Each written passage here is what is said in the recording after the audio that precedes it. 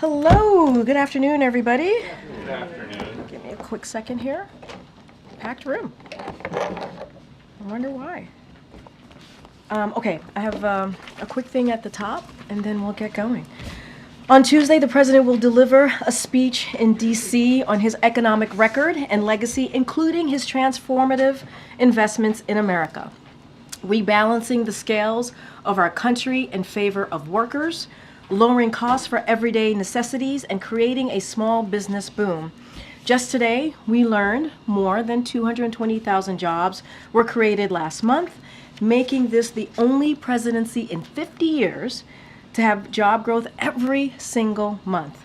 Over the last 4 years, the president has rejected trickle-down economics and written a new economic playbook that builds the economy from the middle out and bottom up, not the top down. This is a strong foundation for years to come. As many of you have reported, including the Associated Press, Trump will inherit an economy primed for growth. And with that, Associated Press, you have the first question. Thanks, Karine. Is the president considering blanket pardons for either individuals or groups of people who are fearful of potentially being targeted by the incoming Trump administration?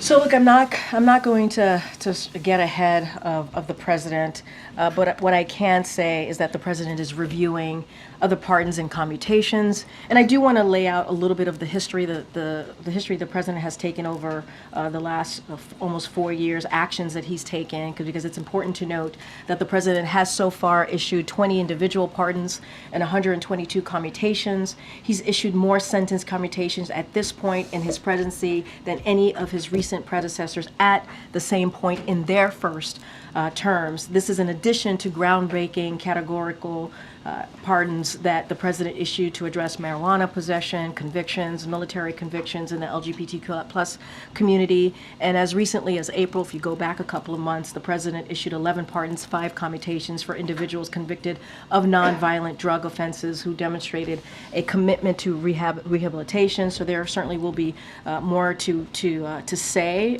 just more broadly speaking. And as you know, commutations and pardons are usually done when it's the president's final term historically around the holidays, and so certainly there'll be more to come. Anything outside of that, I would say that I'm not going to get into deliberations, private deliberations, and I'm just not going to get ahead of the president.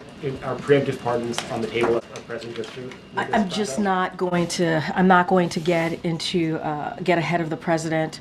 Certainly, the president is looking at reviewing next steps, and there will be more to come. I'm just not going to get ahead of the president. I'm not going to get into hypotheticals from here. And then a different part of the question. In your first briefing here, as press secretary, you committed to speaking to the American people in, and I quote, in a transparent way, in a truthful way, and an honest way. Yes. And then in July, here at this podium, you were asked about the president pardoning his son, and he said, it's a no, it will be a no, it's a no. Yes. And that is exactly right. So clearly of the president's son and that pardon, it became a yes. I'm wondering if you would like to explain to us, the American people, really why the information that you provided turned out not to be true. And I answered this question on Monday. We spent about 30 minutes on this, almost 30 minutes, roughly 30 minutes on this particular issue. And I'm just going to reiterate what I said on Air Force One to your colleagues when I did the gaggle. And look, if you look at his statement, it's pretty comprehensive.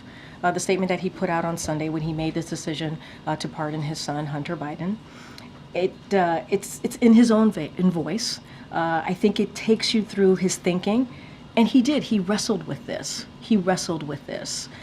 And again, he said in his statement, in his own voice, that he made that decision this past weekend. And the fact is, when you think about how the president got to this decision, circumstances have changed. They have. And a couple of things, and I said this on Monday as well. Republicans said they weren't going to let up, weren't going to stop. Recently announced Trump appointees for law enforcement have said on the campaign that they were out for retribution, and I think we should believe their words, right? We should believe what they say. The sentencing was coming up, as you all know. There was a sentencing coming up, and the president said this in his statement, that Hunter and his family had been through enough. Enough is enough. And he wrestled with these circumstances, these changing circumstances ultimately. And the combination of that, the president changing his mind and issuing, certainly led to the president changing his mind and issuing this pardon.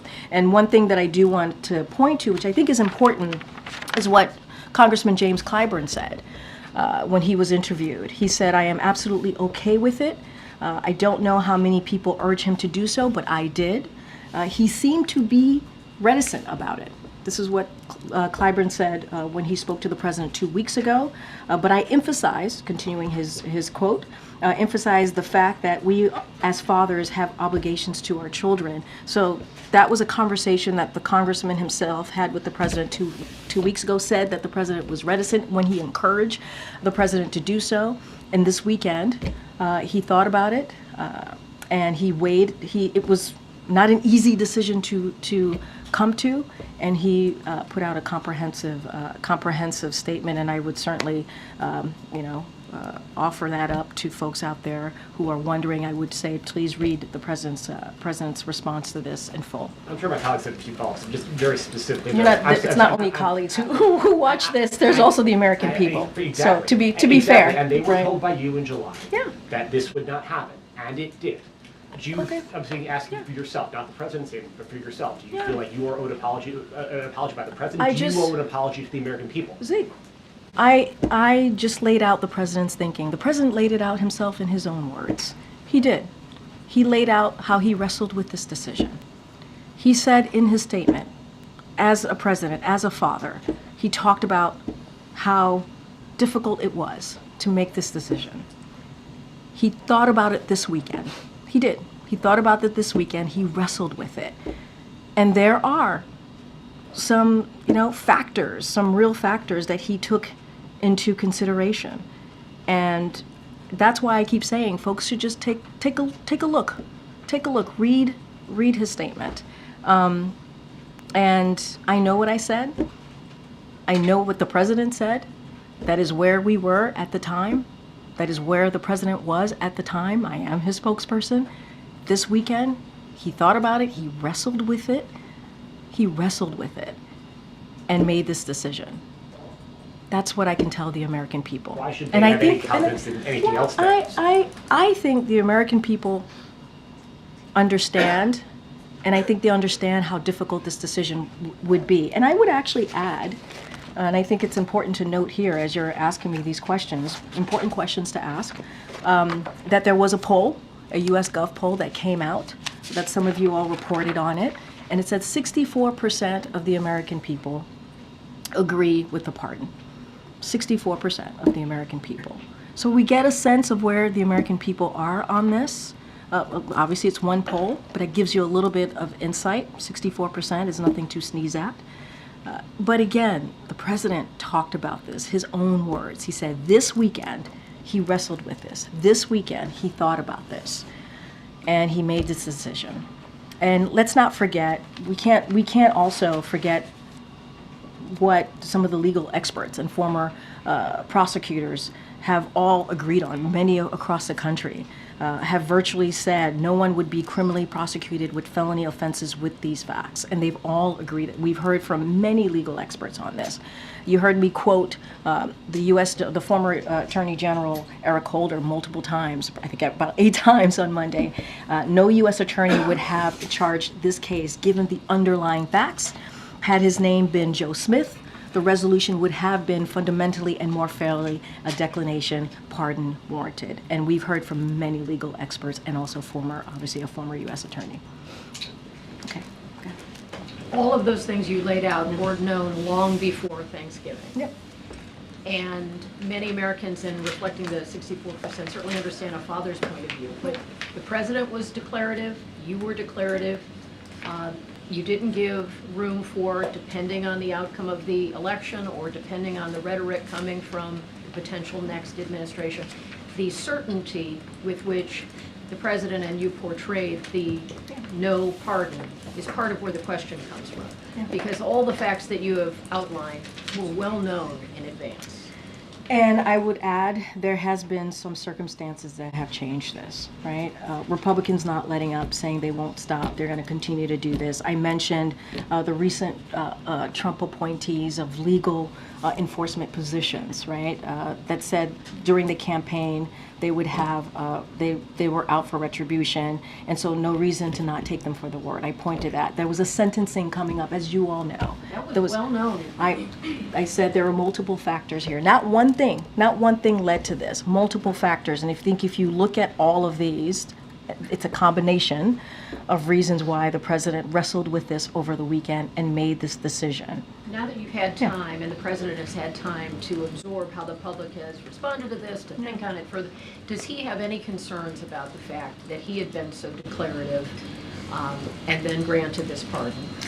It's clearly done, and many Americans understand as a father how he would do that. But does he have concern about his credibility or the impact it might have on future pardon decisions? So, and I will also say, just to bring up Clyburn again, because I think it's important, right? Because you were asking me what we said over the summer. Clyburn spoke to the president 2 weeks ago, and the president, he said, this is Clyburn's words, the president was reticent when he tried to encourage him to pardon Hunter Biden. And I think that is his son, obviously, and I think that's important to note.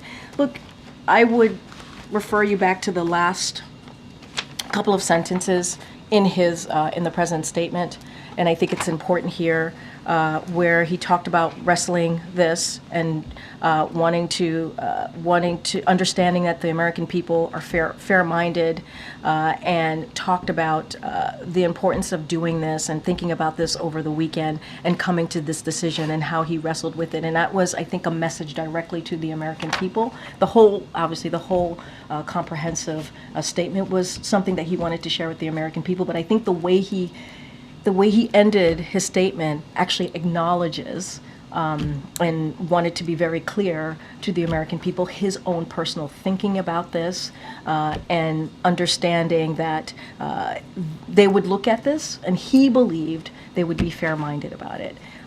And this was not easy for the president. It wasn't.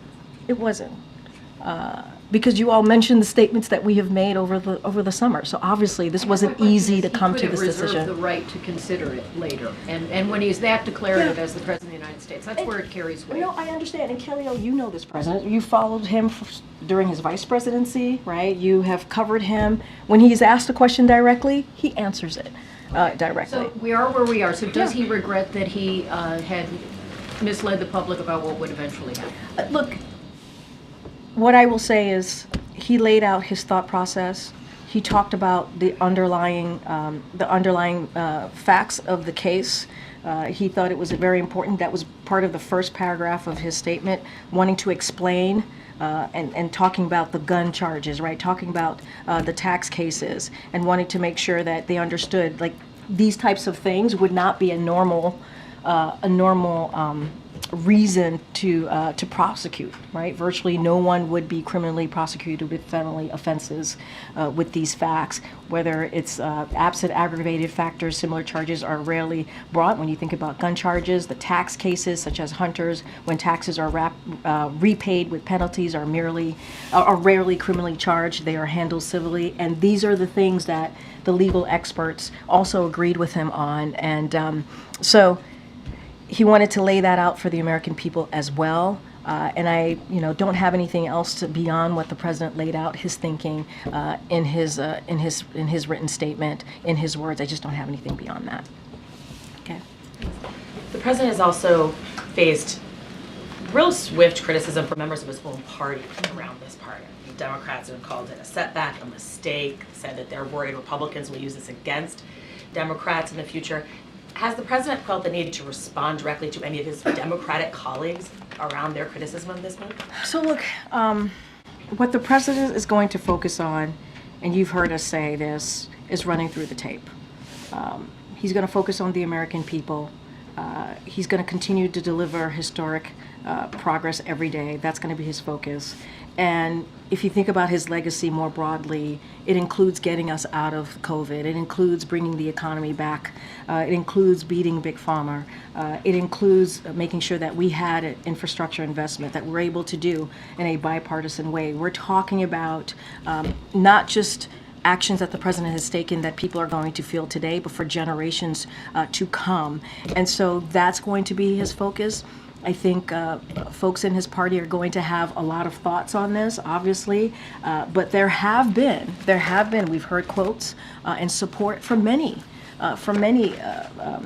elected officials. I just mentioned Jim Clyburn. There was Senator Dick Durbin. He said it's a right given to the president, a power given to him under the Constitution, and Joe Biden is using it in a very humane way. I think Hunter Biden has been exploited for political purposes. It's not the first time.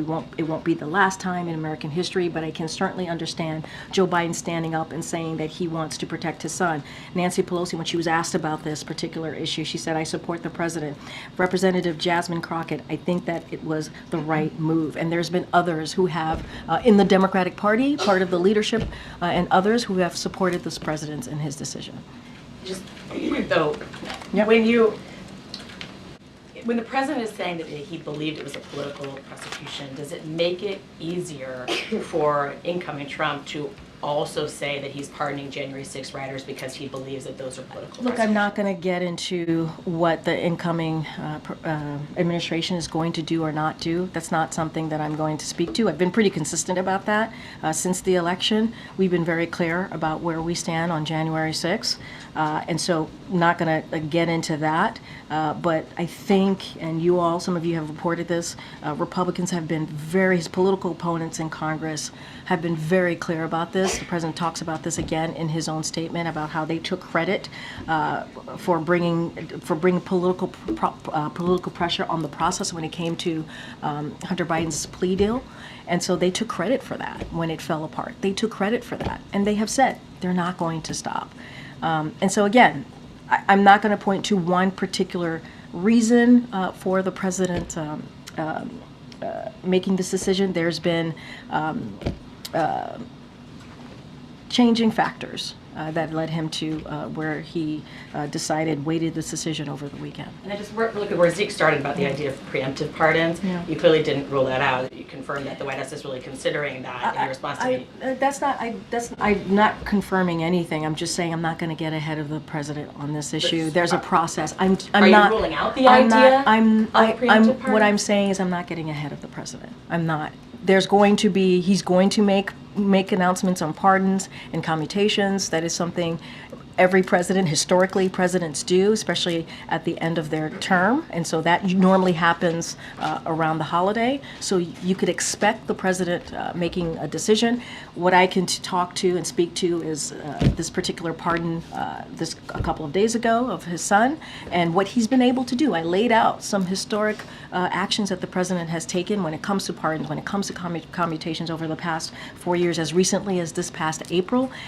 I'm not going to get into hypotheticals here. I'm not going to get into the president's thinking. Have people come and asked the president for preemptive pardon because they're worried about potential prosecution? So what I from can the say Trump is we have administration? seen from advocates, right, who have been very public in lobbying the administration for pardons and clemency, commutations. We've heard from them. You all have seen it. So obviously we've heard them. I'm just not going to get into specifics of what we're going to do, not do. I'm not going to get ahead of the president. And I think you can understand that process that we're going to keep going. Go ahead, Tam. Yeah, thank you. You mentioned that there is a process. I would love if you could spell out exactly how that process is working. Is it in conjunction with the Justice Department, who in the White House is handling it? And then you could answer whether the Hunter one was inside or outside of that process, but let's start with the process. Well, no, I actually answered that question on Monday. The president made the decision on the pardon for Hunter Biden. The White House reached out to the Department of Justice because that has to be filed with the Department of Justice. It was the president's decision. There was no consultation with the Department of Justice. As you know, the president has the right to do this. So that was obviously a very separate process. As it relates to more commutations, more pardons. That process, obviously, the Department of Justice is involved in that. There's a review process, and so that's how we're going to move forward on making those types of decisions. And who at the White House is leading it up? Is it the counsel's office or is it chief of staff? Well, look, obviously, the White House counsel will be part of this process. I just don't have anything beyond that. And just quickly, President Trump is going to be in France this weekend for the reopening of the Notre Dame, also meeting with President Macron. How does this White House view President Trump's meetings with foreign leaders happening while you're still here? I mean, look, it's not unusual.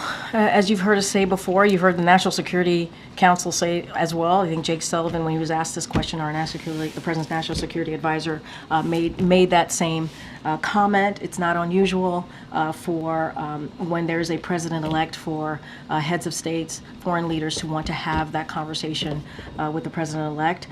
So I'll just leave that there. Okay, go ahead. Thank you, Karine. Just follow up to Tara's question. Why isn't the President of the United States going to go to the reopening of the Notre Dame de Paris?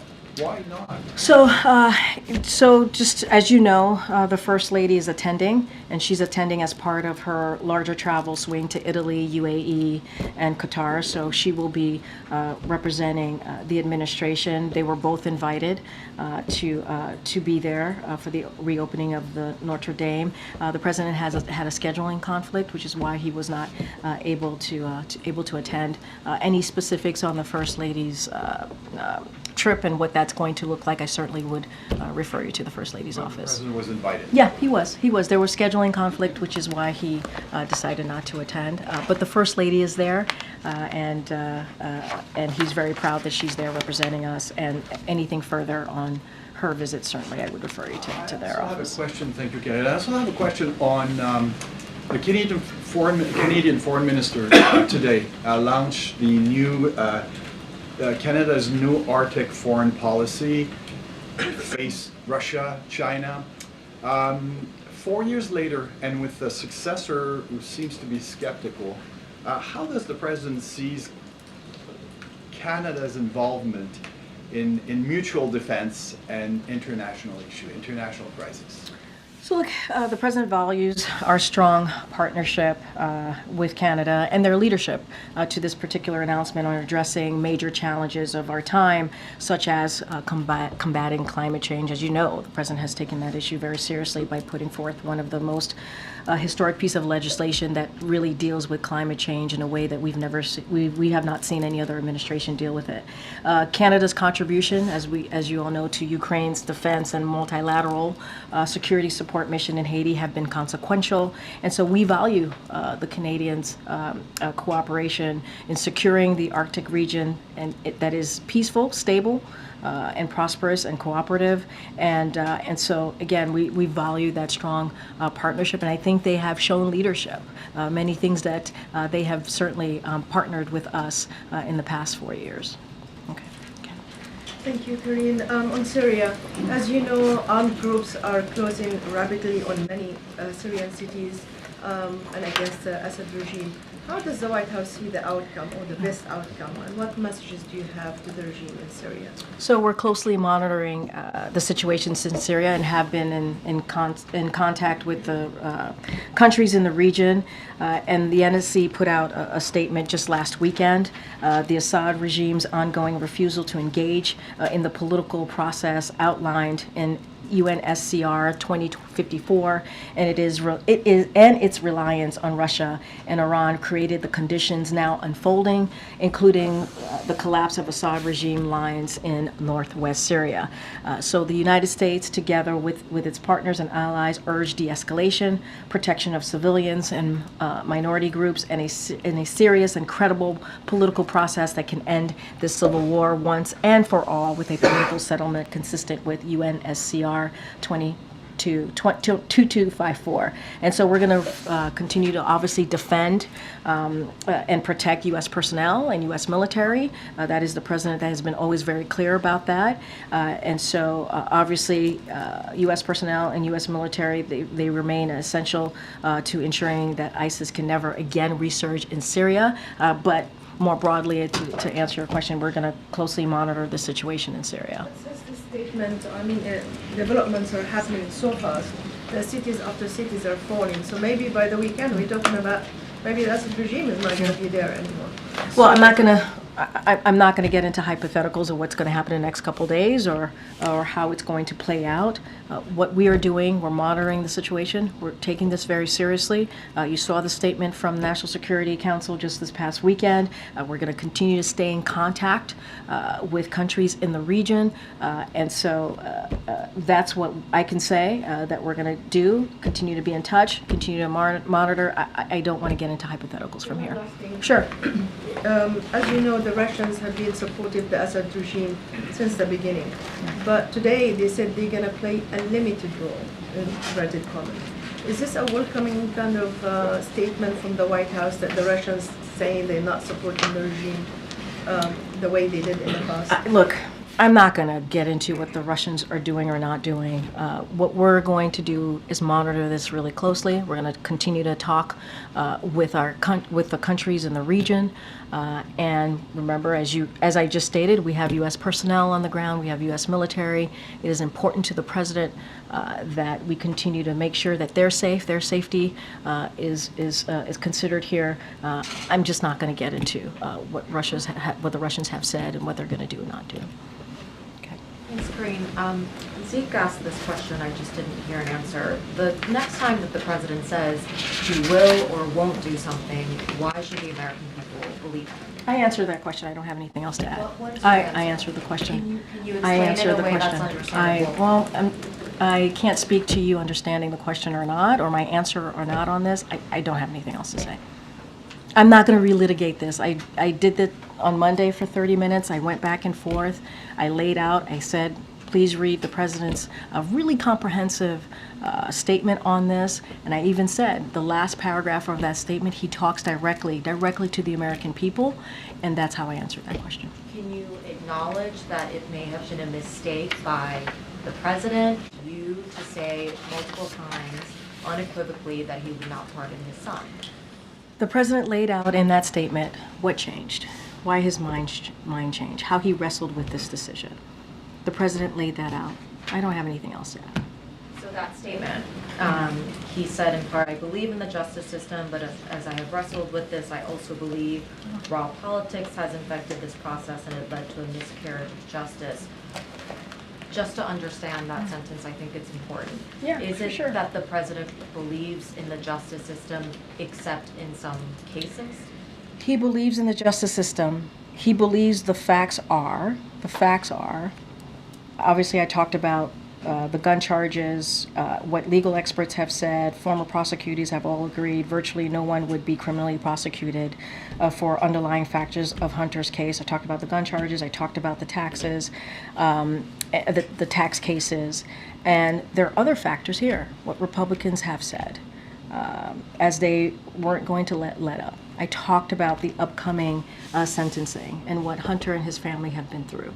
I talked about the appointees by the incoming president on law enforcement positions, and he wrestled with it. He did. And I also talked about what Jim Clyburn said. So you're asking me about an apology, but Jim Clyburn said himself in a conversation that he had with the president just 2 weeks ago, the president said, the president was reticent when he encouraged the president. When he himself, Jim Clyburn, encouraged the president to move forward with it, Congressman Clyburn, the president, responded to him by saying he was reticent. And so this was not an easy decision. It wasn't. It wasn't an easy decision. It was a lot of circumstances here. And we can't pass over what legal experts and former U.S. attorneys have said on this, and across the country, they've all basically agreed virtually no one would be criminally prosecuted with felony offenses with these facts. And I have gone through the two important underlying facts of the cases. And, I just don't have anything beyond that to add or to say. I've laid out our thought process. The president has laid out his thought process, and we've talked about the case. We've talked about his thinking, and I just don't have anything beyond that. The president just got back from a multi-day trip to Angola, where he engaged the press, I think literally one time, just to quickly confirm that he was getting briefed on the situation in Korea. Yep. His last foreign trip, it was 6 days in South America. As you know, he didn't engage reporters during that trip. After that last trip, he told us in his briefing room that he believes in the value of engaging the press. He enjoys it, you said. He will continue to engage reporters. There will be opportunities to talk to him. So why is it that he is avoiding reporters? Look, we still have 45 days left in this administration. The president does. He does believe in the freedom of the press, right? He believes in that. I think we have shown in the last 4 years bringing back the norms of engaging with all of you. We have respected that process. I hope you guys think that we've tried to do the best that we can to do that. And the president he really does enjoy having a back and forth. And when the president, and I do want to say, he did take a moment to have a back and forth with all of you when he was in Nantucket with some of your colleagues who traveled with him. He did take some questions there, so it's not like he hasn't taken questions at all. He did have he did do a gaggle when he was in Nantucket around the holiday and took some questions. And so he'll continue to do that. And look, he was really focused, and many of you who've asked me this question, he was focused on his last ACONUS. He had the G20, the last G20. He had APEC, which was all incredibly important, wanted to focus on his engagement with leaders, heads of states. He did that. The trip to Africa, as you all know, was a promise that he wanted to keep, and it was a great trip with very substantive discussions, and we were able, again, to President to show his global leadership. And so I would say to all of you, you certainly will hear from him in the next 45 days. Do you consider it upholding norms for the president to basically not engage the press in at least 2 back-to-back? What I would say is upholding norms is what we have been able to do in the last 4 years, and I would encourage folks to look at the 4 years more broadly. And what the president has been able to do and what the president has engaged with all of you. And again, I would say, especially from here, we have always respected and want to continue to respect the freedom of the press and have a healthy back and forth. And that is the norm that I think, yes, we brought back into this from this administration. Go ahead, Karen. Thanks, Karine. A U.S. official says that the administration won't be able to use up the nearly $7 billion in military aid that Congress had approved for Ukraine before the president leaves office. How much money do you estimate that will still be left when the president leaves? And is the president concerned that the incoming administration is not going to get that out the door to Ukraine? So, as you know, back in September 29th, we put out a statement. The president was very clear about wanting to surge resources into Ukraine and wanted to make sure that they had everything that they need as what was happening on the ground, the situation on the ground, circumstances on the ground was changing. And our commitment has been very steadfast. You have seen us since that date continuing to make announcements on assistance going towards Ukraine. I don't have a number for you or an estimation of how much money would be left or not left in the next, after we've got 45 days, as I just mentioned. I would refer you to the Department of Defense to get that specific number. But we are committed to getting the money out the door.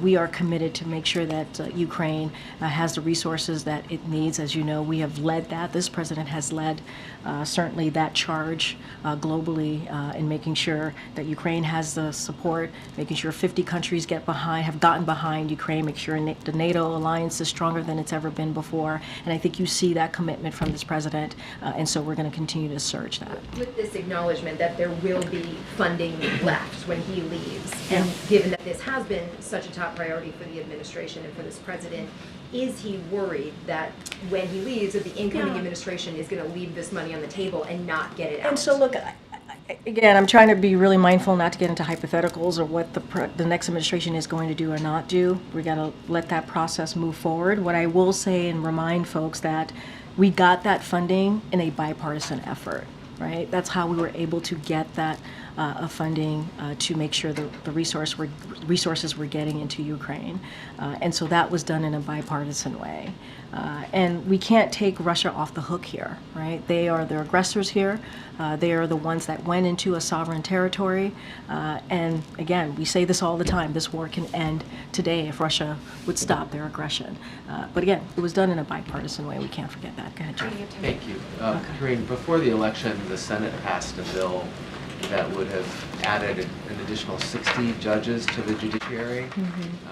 That bill is now going to the House, and there are some Democrats who are now not supportive of that bill because it would mean President-elect Trump would have an additional 60 judges to fill.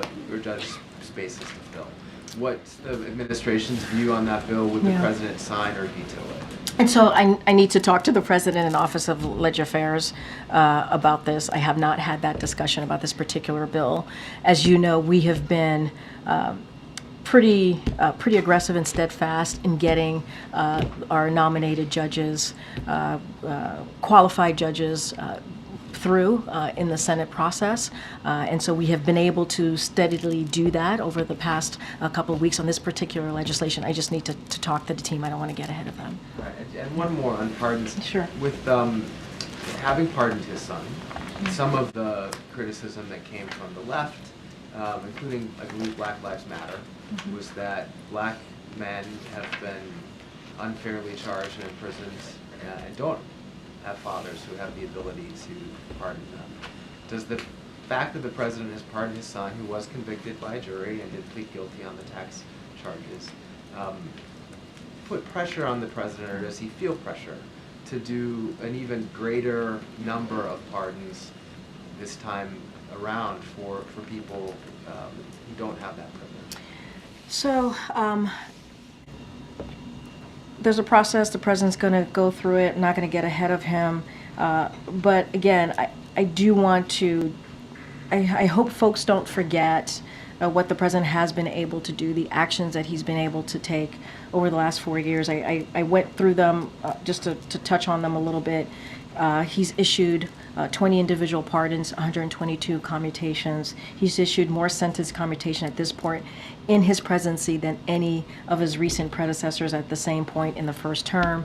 This is in addition to the groundbreaking categorical pardons that the president issued to address marijuana possession convictions and military convictions in the LGBT+ community. And let's not forget what he was able to do in April. 11 pardons, 5 commutations for individuals convicted of nonviolent drug offenses who demonstrated a commitment to rehab. And so there's going to be more to come. But what the president has done, you've shown his commitment to making sure that he takes these pardons as he has over the last 4 years in a way that is important for communities that you just spoke to. And he's talked about the criminal justice system. He's talked about he's taken actions in a way that we can address with the inequalities of the criminal justice system. And I would say that this president's commitment has been very clear on this, and has been very, has been very steadfast and has made a difference. There's going to be more to speak to in the upcoming weeks, and so certainly the president will address it. Does he have a response to that kind of criticism? Look, again, I just laid out what the actions. My question is, I don't. Does he get that some people feel that their sons and daughters deserve the same? And so I will say, and I keep going back to his comprehensive written statement because he speaks to his thought process. Obviously, I've said this many times. He speaks to wrestling with this. He speaks to the underlying factors, as I've mentioned many times from here, and he speaks to how Republicans have politically gone after his son over and over again and continue to say they're not going to stop. And you've heard from legal experts who have said that if his name was Joe Smith. I'm asking about these other people who are and also in jail and were also convicted. Right, and I've answered that by talking about the actions that the president has taken. I've answered that by pointing to the president's statements, him wrestling with this and laying out his thought process. It was in his own words. And you know, you also asked me if there are going to be additional pardons. There will be. We're reviewing it. We're trying to figure out the next steps in this, and you'll hear from the president on this in the next couple of weeks. But we can't put aside the important notes that I made about the actions that the president has taken on issues that matter to the community. And again, I said he's issued more sentence commutation at this point in his presidency than any of his recent predecessors at this same point in their first terms. That matters. He's taken this very seriously, and so, you know, that's what I hope folks would take from that. A president that's been very serious, that's taken actions, and that's how I'm going to answer that question. Go ahead. Thanks, Karine. When you're standing there at the lectern, you are White House Press Secretary speaking on behalf of the President, conveying his thoughts and views of the administration. And it's for that reason that you said on his behalf all those times that he had no plans to do what he did on Sunday. Has he expressed any regret to you directly, personally, for having put you in this position and now having to go back? Look, I understand this question, and you started off, I think the way you started off the question is basically how I feel, right? And I think all of us who work in this administration, I work for the president, I speak for the president, I comment on behalf of what he feels and thinks, and that's my job. That's my job as the press secretary, the White House press secretary, the person who speaks on behalf of the President of the United States, and that's how I feel. I feel like it's my... Did he apologize to you? Look, there's no apology needed, maybe, to answer that question. No apology needed. What I will say is, this is a president. You've heard me talk about the legal experts, what they have said, how they agreed with the president in taking this action. You've heard me say that over and over again. I've laid out quotes from different U.S. attorneys, prosecutors, who really laid out how the underlying factors of Hunter's case would not lead to what had occurred in the past several months. And I will also say this, and you heard this president say this many times before, he believes when it comes to his family, when it comes to how he moves forward about thinking about his family, they're the beginning, the middle, and the end. And he wrestled with this. It was not an easy thing for him to decide. There's a reason why I keep bringing up Congressman Jim Clyburn, is because this is someone who spoke to the president just 2 weeks ago and encouraged him to do so, to pardon his son. And at the time, the congressman said 2 weeks ago that this president was reticent. So obviously he wrestled with this. So no apology needed from him to me. One of the other things he often says is that voters should trust his, quote, word as a Biden. Should they still? Yes, the president. This was a pretty big, defiant public pronouncement by him that he wasn't going to do this anymore. I hear you, and I understand. But the president wrestled with this. He truly did. And, you know, I called out the U.S. Gov poll where 64% of Americans, that's not a small number, agree with the president's decision to pardon his son. And I think that gives you a little bit of a tiny window of where the American people are on this. He sidestepped a judge and a jury's decisions on the cases involving his son. He criticized the political nature of the prosecution. The next president has spent the last several years vowing to upend the Justice Department and the FBI. looking at their current and future presidents, why should any American continue to have confidence in the American justice system? Well, the president does have confidence in the American justice system, and he said that in his statement. Certainly continues to have confidence in the Department of Justice. They see two leaders who okay. single out incidents that involve them or their families and say, well, they're not Can being I- fair to me, Okay, but can the I, rest of you should can agree with it. Can I just be very blunt here? The situation with Hunter Biden and what the incoming president has said are very different. But they're making similar arguments, yeah, which is but- that they've been unfairly prosecuted because of who they But are. I don't think those two things are the same. I just don't. They're not the same. They're just not. And I think the American people understand that. I do. I do think they believe and understand that they're not the same. What the president's son had to go through, and what we've heard from legal experts, former U.S. attorneys general, who look at this case, who understand this case, and have said, there would not be this situation. And I think that's important to note as well. And they've been very clear about this. We've heard from many of them, legal experts, former U.S. attorneys from across the country, again, have all agreed virtually no one would be criminally prosecuted with felony offenses with these facts. I talked about these facts as it relates to the gun charges and tax cases that obviously Hunter Biden's case. And so that is, you can take their word for it. You can take their word for it. Okay. Oh, wait. Bring that back. So Deborah Tice just told the National Press Club from a significant source in our government, Austin Tice is alive. Is that what they were told today here at the White House? I don't have anything to share about conversation on this particular matter. What I can say, though, is that Because there was a meeting here today no, at the White House exactly. with The her National family. Security Advisor to the President, Jake Sullivan, did have a meeting with Austin Tice's family this afternoon, and Jake Sullivan has regularly met with the families of wrongfully detained Americans. So this is in line of what he has been able to do.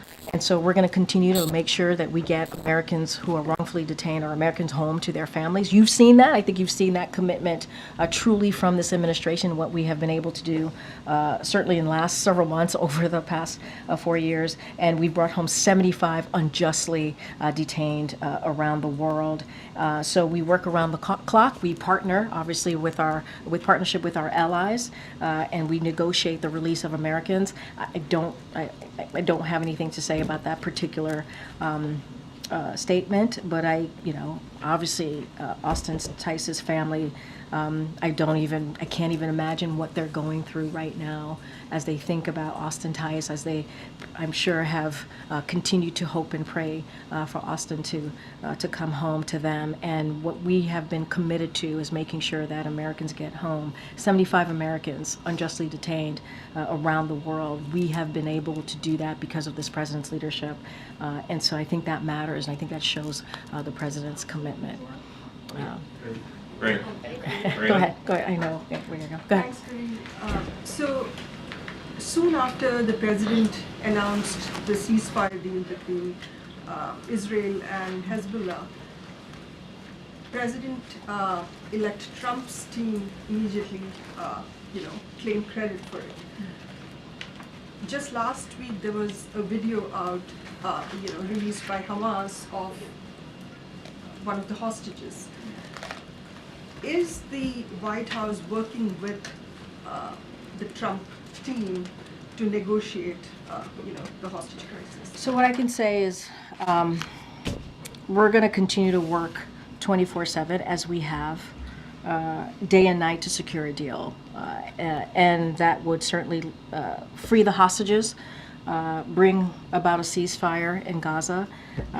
And so we have been in touch with the president-elect's team to ensure that they're aware of our efforts. And so we believe they are supportive of them, the president-elect's team, and these conversations have been constructive.